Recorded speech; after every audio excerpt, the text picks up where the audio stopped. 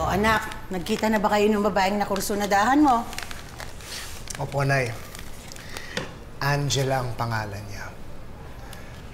Bagay na bagay sa malaanghel niyang muka. Aba, nagiging makata ang anak ko ah.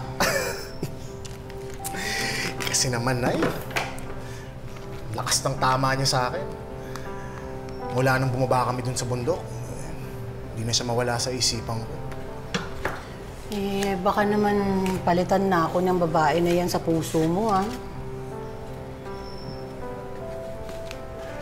Oy, may nagseselos! Nagseselos ka, no? Hindi, ano ka ba?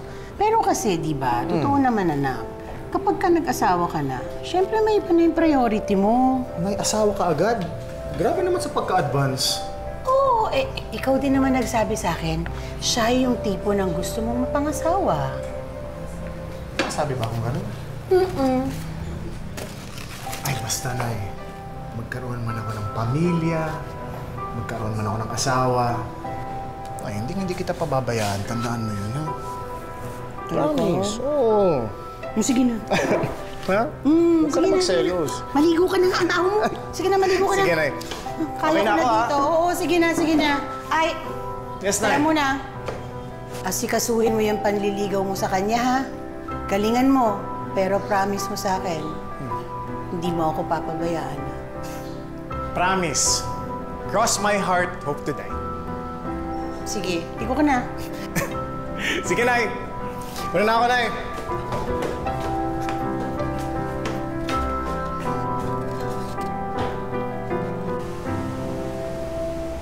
Kikiam yung gusto mo, di ba? Sige. Eh, fishball. Sige, dagdagan mo na rin. Ito. Mag-isa ako tinaguyod ng nanay ko.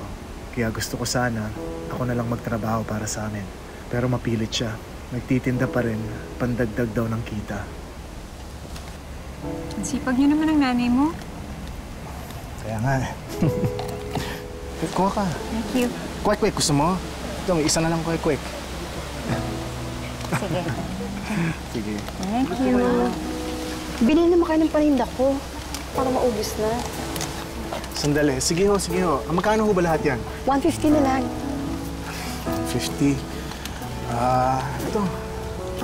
Sa inyo na yung sukle.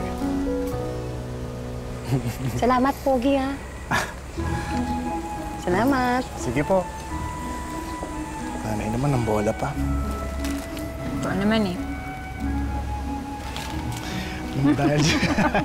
Alam mo, dahil dyan sa sinabi mo, may bonus ka ng bulaklak. Suot mo na. Uy, teka. Akin na yan, oh.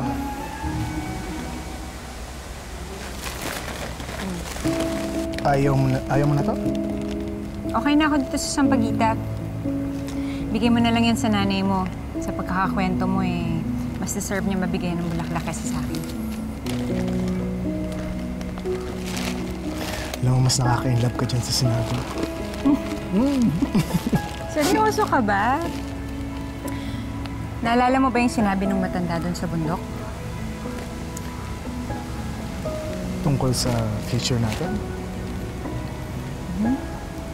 Sa pag-ibig at kamatayan? Eh, Angela, lahat naman tayo nagmamahal, di ba? Lahat din naman tayo namamatay.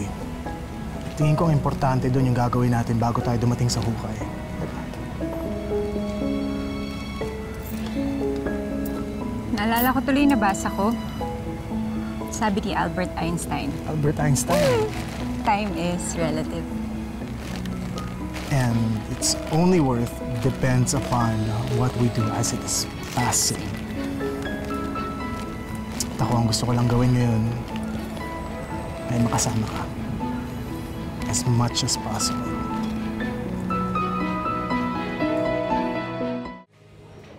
Tagal ni Chloe, ah. Paparating na daw yun. Miss? Miss? Paubos mo na. Yes. Uwi na. Sorry, akala ko naman late na ako. Medyo. Wala pa pala si Gretchen, eh. Hindi na daw siya nakakapunta. Ha? Ay, para saan pa tong dinner na to? Kasi papakilala daw sa atin ni Angela si Bernard. Bernard! From the trip? Kayo na ba? pa. Pero may chance. Kunyari ka pa. Kaya pala. Diba? Ganun siya. Kunyari ka pa, alam mo naman na malaki yung chance na eto na yung soulmate mo. Dark mocha frap. Yeah. Bernard.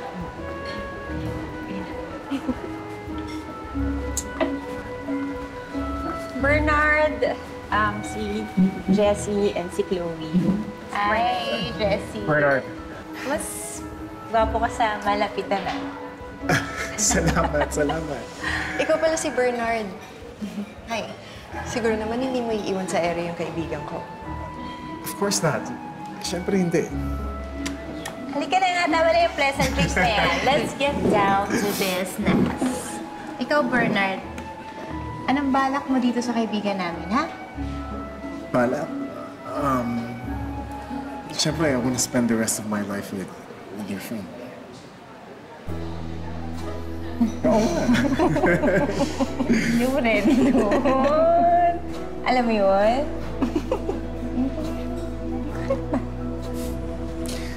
Bukas pupunta ako sa inyo, ha? Sa office? Hindi. Sa bahay niyo. Seryoso ka ba? Oo nga. Angela, gusto kita. At gusto kitang ligawan sa tamang paraan.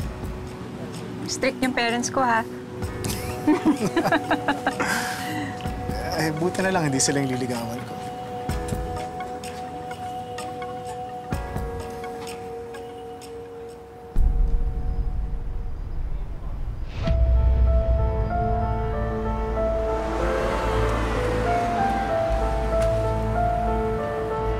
Elton?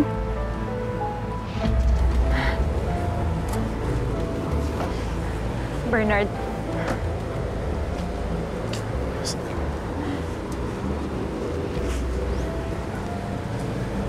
Elton. Angas natin, ha? Elton.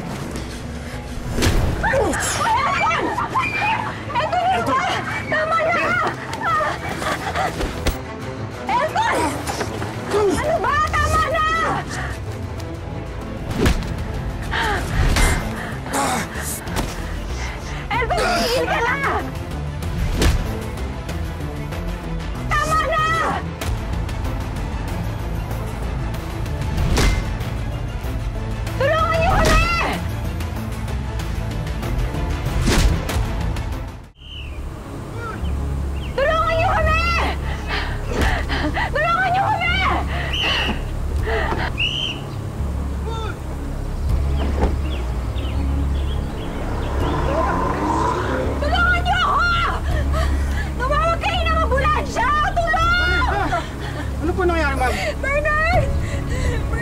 Tumawag kayo ng ambulansya! Yes! Bilisan niyo! Tumawag na po. Tumawag na yung kasama ko po. Bernard! Ayan, gawan. Kailangan. Bernard!